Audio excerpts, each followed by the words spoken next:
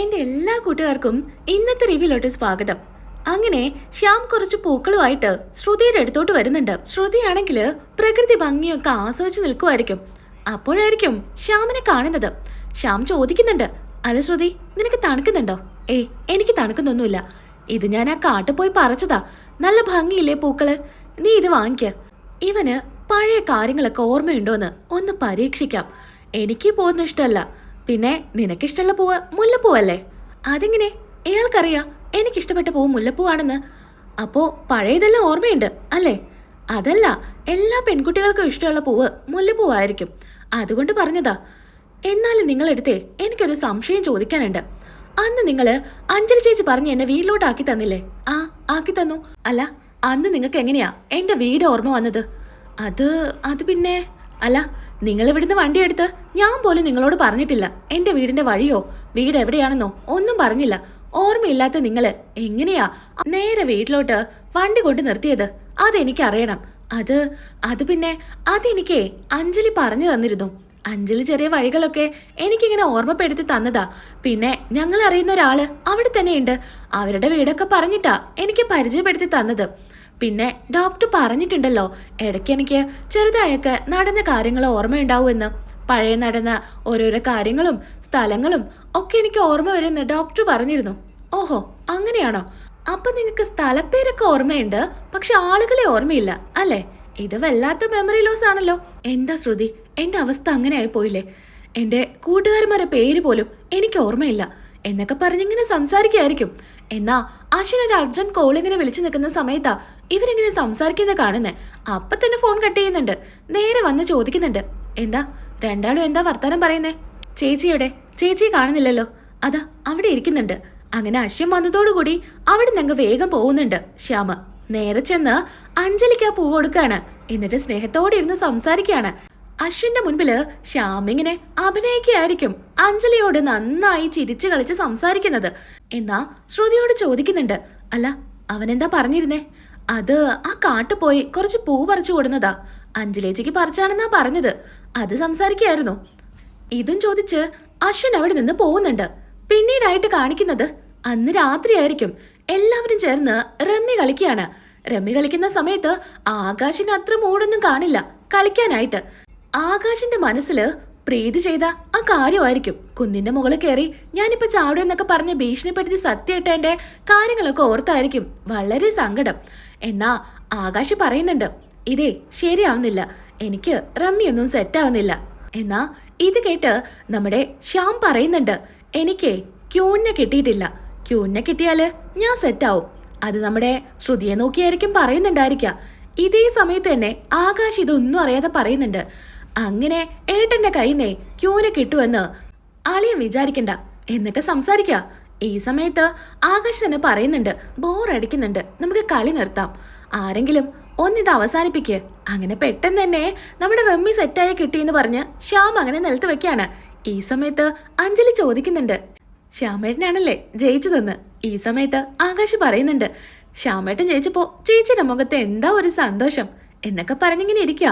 അപ്പോഴേക്കും പ്രീതി പറയുന്നുണ്ട്, ഞാൻ പോയി കിടക്കട്ടെ, എനിക്ക് നല്ല തലവേദന. ചേച്ചി പോവല്ലേ, ഒരു കളി കൂടെ കളിക്കാം. നല്ല തണുപ്പുള്ളതുകൊണ്ട് തന്നെ ശ്രുതി ഷോൾ എടുക്കാനായിട്ട് ഓടുന്നുണ്ട്. ഷോൾ എടുത്ത് തിരികെ വന്ന് ഇങ്ങ് തിരികെ നേരത്ത് ശ്രുതി അങ്ങ് വീഴാൻ പോവാ. പെട്ടെന്ന് തന്നെ അശ്വിൻ കോരി എടുക്കുന്നുണ്ട്. കുറച്ചു നേരം കണ്ണും നോക്കി ചെറുതായ റൊമാൻസ് ഒക്കെ കാണിക്കുന്നുണ്ട്. ഇതൊന്നും നമ്മുടെ ശ്യാമിന് കണ്ടു നിൽക്കാൻ പറ്റില്ലല്ലോ. ശ്യാം ഇങ്ങനെ ദേഷ്യത്തോടെ ഇങ്ങനെ നോക്കുക. അപ്പോഴേക്കും അഞ്ജലി പറയുന്നുണ്ട്, ശ്രുതി നീ വീഴാൻ പോയോ? ആ ചേച്ചി, പെട്ടെന്ന് ഞാൻ ഷോൾ എടുത്ത് വന്നപ്പോ പെട്ടെന്ന് വീഴാൻ പോയതാ എന്നൊക്കെ പറയുന്നു. അപ്പൊ എന്താ കളിയെന്ന് ഞാൻ പറയട്ടെ. എല്ലാവരും ഓരോ പേര് പറയണം. പേരിന്റെ അവസാനം വരുന്ന അക്ഷരം വെച്ച് വീണ്ടും പേര് പറയാ. അങ്ങനെ അങ്ങനെ കളിക്കാം. ഇതൊക്കെ കുട്ടിക്കാലത്ത് കളിച്ചിരുന്നല്ലേ, ഇതൊന്നും ഇപ്പൊ കളിക്കണ്ട എന്ന് പ്രീതി പറയുന്നുണ്ട്. അതല്ല ചേച്ചി, ഇതൊക്കെ ഒരു രസമല്ലേ എന്നാ അഞ്ജലിയും പറയുന്നുണ്ട്. ശരിയാ, പണ്ടത്തെ കുറെ പേരും അതൊക്കെ ഇങ്ങനെ ഓർമ്മയിൽ വരുമല്ലോ. പഴയ ടീച്ചേഴ്സിന്റെ പേരും ഒക്കെ നമുക്ക് പറഞ്ഞു കളിക്കാം എന്നൊക്കെയായിരിക്കും അഞ്ജലി പറയുന്നത്. എന്നാ ശരി, നീ തന്നെ സ്റ്റാർട്ട് ചെയ്യ എന്നും പറഞ്ഞ് ശ്രുതിയെ കൊണ്ട് തന്നെ സ്റ്റാർട്ട് ചെയ്യിക്കുന്നുണ്ട്. ഓരോരോ പേരുകൾ പറയാ. അവസാനം അഞ്ജലി പറയുന്നുണ്ട് അശ്വിന്റെ പേര്. സായിറാം എന്നായിരിക്കും പറയുന്നുണ്ടായിരിക്കുക. അത് കഴിഞ്ഞ് പറയേണ്ടത് അശ്വിനായിരിക്കും. അശ്വൻ പെട്ടെന്ന് പറയുന്നത് പഴയ കാമുകിയുടെ പേരായിരിക്കും. മധുമതി എന്നായിരിക്കും പറയാ. ഇത് കേട്ടാണെങ്കിൽ ശ്രുതിയുടെ മൂഡ് അങ്ങനെ അങ്ങ് പോവാണ്. കാരണം ശ്രുതി ഡയറി എല്ലാം വായിച്ച് മധുമതി എന്നുള്ള പേര് ശ്രുതിക്ക് നന്നായിട്ട് അറിയാം. ഓരോ തവണ അശ്വിൻ ഉറങ്ങുന്ന സമയത്തും ഡയറി എടുത്ത് വായിക്കാറുണ്ട്. കഴിഞ്ഞു പോയതാണെന്ന് ശ്രുതിക്ക് ഇതുവരെ മനസ്സിലായിട്ടില്ല. നടന്നുകൊണ്ടിരിക്കുന്ന കാര്യങ്ങളാണെന്നാണ് ശ്രുതി കരുതുന്നത് തന്നെ. ഇപ്പോ ആ ഒരു പ്രേമുള്ളത് കൊണ്ടാണ് എന്നോട് സ്നേഹം കാണിക്കാത്തത് എന്നൊക്കെയായിരിക്കും ശ്രുതിയുടെ മനസ്സിൽ. മധുമതി എന്നുള്ള പേര് കേൾക്കുമ്പോൾ തന്നെ ശ്യാമിന് കാര്യം പിടികിട്ടുന്നുണ്ട്. അഞ്ജലിക്കും അതുപോലെ മനസ്സിലാവുന്നുണ്ട്. ശ്യാമാണെങ്കിൽ മനസ്സിലിങ്ങനെ ചിന്തിക്കുന്നുണ്ട്, അപ്പൊ നീ അവളുടെ പേര് മറന്നിട്ടില്ല അല്ലേടാ എന്നൊക്കെ ഇങ്ങനെ ശ്യാം ചിന്തിക്കാം. പെട്ടെന്ന് തന്നെ ഇതൊക്കെ കേട്ട് ആകെ അസ്വസ്ഥമായിട്ടുള്ള ശ്രുതി പറയുന്നുണ്ട്, ഞാൻ ഇനി കളിക്കില്ല, മതി. നീയല്ല മോളെ ഇത് തുടങ്ങി വെച്ചത്, നീ പോയാലോ? എനിക്ക് വെയ്യ ചേച്ചി, ഉറക്കം വരുന്നുണ്ട്, നിങ്ങൾ കളിച്ചോ, ഞാൻ പോട്ടെ എന്നും പറഞ്ഞ് ശ്രുതി പോവാണ്. ശ്രുതി പോയോടുകൂടി എല്ലാവരും പിരിയുന്നുണ്ട്. എന്നാ അഞ്ജലി ശ്യാമിനെ വിളിക്കുന്നുണ്ട്. ശ്യാമേട്ടാ നമുക്ക് പോയി കിടന്നാലോ, ഞാൻ കുറച്ചു നേരം ഇവിടെ ഇരിക്കട്ടെ, എനിക്ക് 1-2 കോൾ ചെയ്യാനുണ്ട്, നീ പൊക്കോ എന്നും പറഞ്ഞ് അഞ്ജലിയെ പറഞ്ഞു വിടാം. ശ്യാമാണെങ്കിൽ എല്ലാവരും പോയത് കണ്ട് കാലിന് മുകളിൽ കാലൊക്കെ കയറ്റി ഇങ്ങനെ ഇരിക്കുകയാണ്. അപ്പോ നീ അവളെ മറന്നിട്ടില്ല മധുമതിയെ. അതെന്തായാലും എനിക്ക് കിട്ടിയ ഒരു തുറുപ്പിച്ചിട്ട് തന്നെയാ. നിങ്ങളെ തമ്മിൽ പിരിക്കാനേ ഇനി ആ മാർഗം തന്നെ നോക്കാം. അല്ലെങ്കിലും ഇനി 2 ദിവസം കൂടെ, അതിനുള്ളില് ശ്രുതിയെ ഞാൻ സ്വന്തമാക്കും. ഇവിടെ നിന്ന് പോകുന്നതിന് മുൻപേ ശ്രുതി എന്റെ കൈവെള്ളയിലായിരിക്കും എന്നൊക്കെ പറഞ്ഞായിരിക്കും ഇരിക്കുന്നുണ്ടായിരിക്കുക. ശ്രുതിക്കാണെങ്കിൽ അശ്വിൻ ആ പേര് പറഞ്ഞപ്പോ വല്ലാത്ത സങ്കടം തോന്നുവാണ്. എല്ലാം തുറന്നു ചോദിക്കാന്ന് കരുതി അശ്വിന്റെ അടുത്ത് ശ്രുതി ചോദിക്കുന്നുണ്ട്, അല്ല ഈ മധുമതി എന്ന് പറഞ്ഞത് ആരാ? അതാരാ? അതാരുമല്ല, അതൊന്നും നീ അറിയണ്ട. പറ, നിങ്ങളുടെ കാമുകിയാണോ? ഇങ്ങനത്തെ ചോദ്യത്തിനൊന്നും മറുപടി തരാനേ എന്നെ കൊണ്ട് പറ്റില്ല. ഓ, ഞാനെന്തെങ്കിലും ചോദിച്ചാലാ പ്രശ്നം. എനിക്കേ കിടക്കണം. നീ നിലത്തിറങ്ങി കിടന്നോ. നിലത്തിറങ്ങി കിടക്കാനോ? നല്ല തണുപ്പാ. ഈ തണുപ്പത്ത് ഞാൻ ഈ നിലത്ത് കിടക്കാനോ? അതൊന്നും പറ്റില്ല. എനിക്ക് കട്ടിലിൽ തന്നെ കിടക്കണം. അങ്ങനെ ലൈറ്റ് ഓഫ് ചെയ്യാനായിട്ട് അശ്വിൻ പോകുന്ന സമയത്ത് ശ്രുതി പറയുന്നുണ്ട്, പരിചയമില്ലാത്ത സ്ഥല, എല്ലാ ലൈറ്റും ഓഫ് ചെയ്യണ്ട, ഒരെണ്ണം കത്തിക്കോട്ടെ. അങ്ങനെ ശ്രുതി കിടക്കുക. പൊതച്ചു മൂടി ശ്രുതി നല്ല ഉറക്കത്തിലായിരിക്കും. ശ്രുതിയെ തന്നെ ഇങ്ങനെ നോക്കി നിൽക്കുവാണ് അശ്വിൻ. അശ്വിൻ അങ്ങനെ നല്ല പോലെ പൊതച്ചു കൊടുക്കുമ്പോൾ അശ്വിൻ്റെ അടുത്തോട്ട് അങ്ങ് നീങ്ങി വരുന്നുണ്ട്. അശ്വിനെ ചേർത്തങ്ങ് കെട്ടിപ്പിടിക്കുകയാണ്. അശ്വിനാണെങ്കിൽ ഇങ്ങനെ പറയുന്നുണ്ട്, എന്തിനാ നീ ഇത്രയും വലിയ ദ്രോഹം എൻ്റെ ചേച്ചിക്ക് ചെയ്യുന്നത്?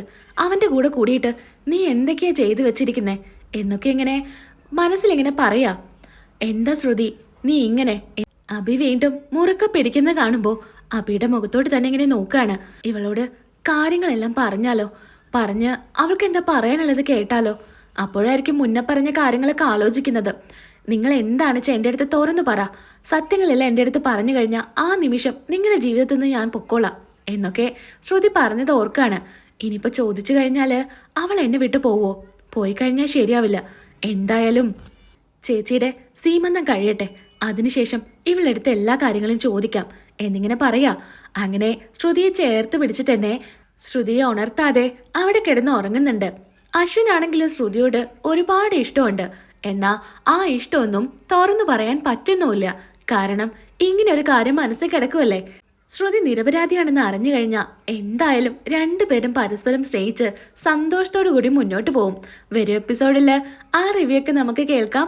ഇഷ്ടമായാൽ ഒന്ന് ലൈക്ക് ചെയ്തേക്കണേ, ഷെയർ ചെയ്യാനും കമൻറ്റ് ചെയ്യാനും സബ്സ്ക്രൈബ് ചെയ്യാനും മറക്കല്ലേ. അടുത്ത വീഡിയോയിൽ വീണ്ടും കാണാം.